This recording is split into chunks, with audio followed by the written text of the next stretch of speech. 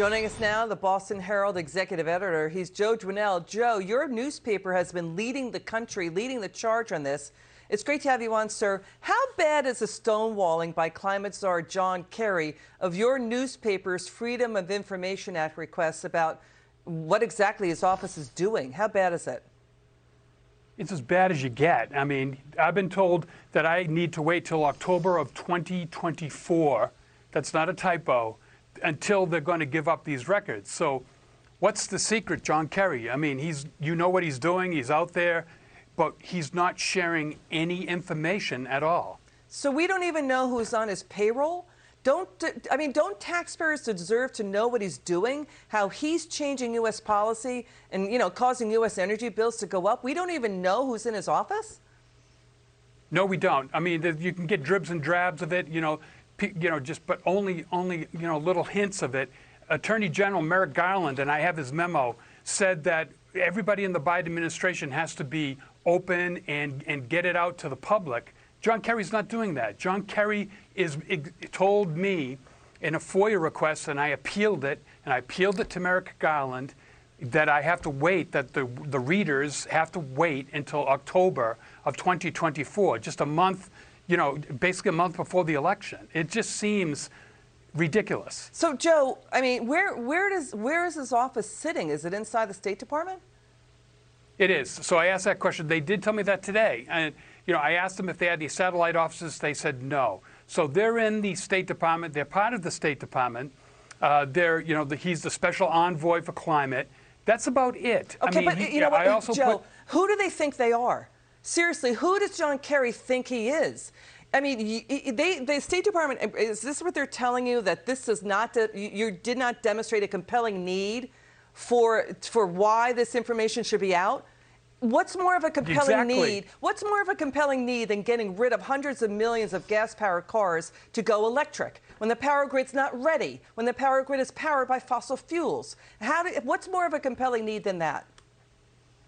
Well, and who's giving him his advice? Who are the people? Who are the experts? I mean, this is the first time this office has ever been existed, and so who are the experts? Who does he turn to? How much does he get paid? Where do they come from? What's their resume?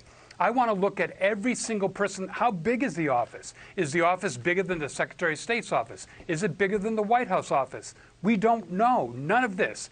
They told me to wait and keep waiting. It's been a battle. I'm glad you guys brought me on, because this is about taxpayers. It's about citizens needing to know who is making these decisions and who is behind them.